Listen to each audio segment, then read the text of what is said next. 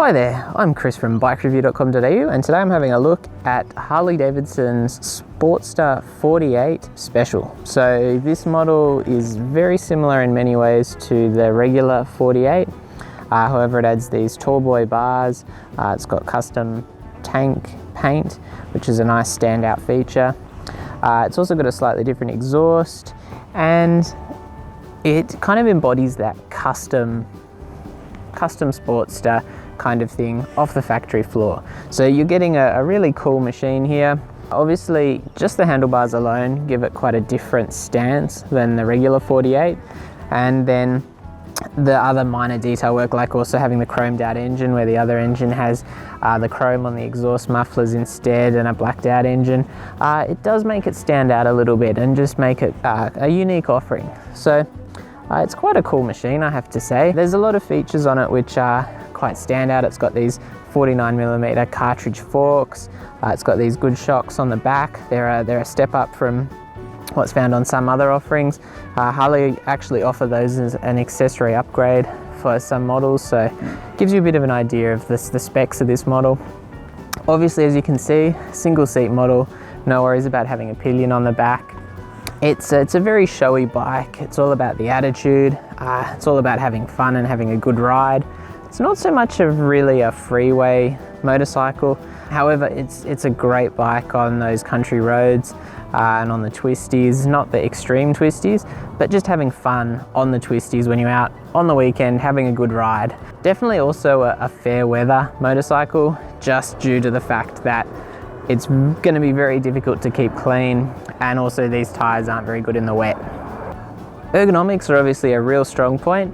With the taller bars, you are a little bit more open in your stance. It's got a nice reach to those pegs for me. I have longer legs and a shorter torso, so it's going to vary from person to person. I find the bars may be a touch too tall, but like I said, I've got quite a short torso, which is going to affect that. It's got a really nice low seat height at 705mm, so that means a very, very easy reach to the ground. And being so long and so low, it's got really, really good stability. It's a very easy thing to handle when you're moving with the engine. Obviously pushing it around, because it's almost 250 kilos, that's a different matter entirely. But when you're riding it, it's a very manageable machine.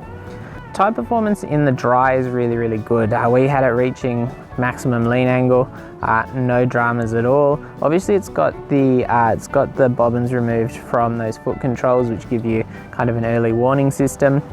So we were reaching the actual maximum lean angles. I ride more of a style where I keep the bike upright and move my body off a bit more, and I could easily counteract that. So it was very rare that I was really reaching those lean angles. However, you will get there. There's about, I think, 27 degrees on either side, and what we did find was the stand, which is on this side. That actually has like quite a long piece of metal to help people flick it down. That's what's going to touch down first on this left side of the bike. Apart from that, I have to say, like I said, the styling really, really cool. It's got the minimalist front guard. It's got these cool retro styled indicators. Those are self-canceling. It's got the more traditional Harley styled indicator switch blocks. So you've got your right indicator on this side, your left on that side. Very simple switch blocks, but really, really high quality. Like the switch block quality stands out as being exemplary. It's got a keyless fob. So all you do is you basically flick the switch on the front bar. It knows you're there because I've got the fob here, which you just keep in your pocket. The only key you have is for the steering lock, which is obviously something that if you're leaving it in a more risky area or out overnight, something that you're going to want to use. Then you just turn it on.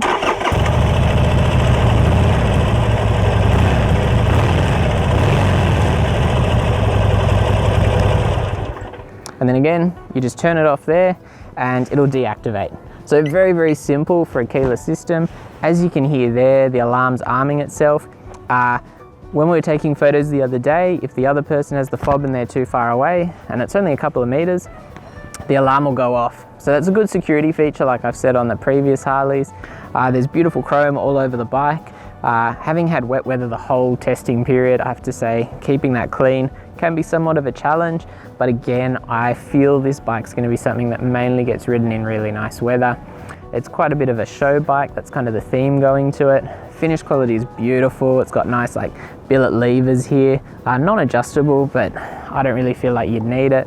It's got quite small grips, but you know, they're a great diameter. Really good mirrors. They're a high quality mirror. Obviously, as you can see here, they've got these massive tires on these 16-inch rims. They're a 9-spoke cast aluminium wheel, or a split spoke I should say. They're a really eye-catching wheel, which looks really cool. It's got that custom vibe going for it again. Massive tires. Those are a Michelin Scorcher, obviously provided through Harley Davidson or sold through Harley Davidson. In the dry, really good performance. In the wet, I was getting the rear slipping out a lot where I was on slippery road surfaces, which is a lot of intersections, even really feathering the clutch, quite extensively and really rolling that power on quite slow. So I'll just jump on the bike and give you an idea of kind of the ergonomics position. So sitting here on the bike, you get a good idea of the ergonomics. I'm 180 centimeters, I got longer legs than torso. I found the reach to those forward controls really good. They're really easy to use. It's a 5-speed, it's got good engagement. Just the finish quality of everything is exceptional. Particularly like the risers for the bars with the Milwaukee USA embossed on them. That's a really nice feature. And I just have to say, the bike stands out as just being a really polished machine. Obviously, as you'd expect from Harley. However, it is a level above the Street 500 and the Street Rod, which I've tested before. And this bike is more expensive. It's about 19,000 on road. I think it's just below that here in Australia, where those were significantly cheaper at 10 and 13 respectively. All right, so I'm out and about. Managed to catch a little bit of dry in between all the rain Sydney's been having. I'm riding the Harley Davidson 48 Special. So this is a Sportster model. And it's a nice thing to ride. With a rather small fuel tank and the Tall Boy bars and just the general style and aim of the bike, it doesn't, to me, strike me as a long-distance tourer. It's a very showy bike. It looks awesome. It's got great styling. And it's just something that, you'd have good fun riding. And that's what I've been aiming to do. I've covered pretty much every riding condition you can imagine. I haven't gone off-road, obviously. I definitely don't think it's intended for that. However, I've done the nice suburban roads. I've done the really tight, slippery, crappy suburban roads. I've done the freeway. I've done the nice open country roads, which is an area where this bike's actually quite a lot of fun in the dry. And I've just essentially seen how it handles everything. Unfortunately, you might be able to see here, I'm getting a little bit of rain again. Every time I've gone for a ride since we picked up this bike a week ago, we've had the same issue. Sydney's been dealing with a lot of storms. No real way to get around that. Sometimes you just gotta ride.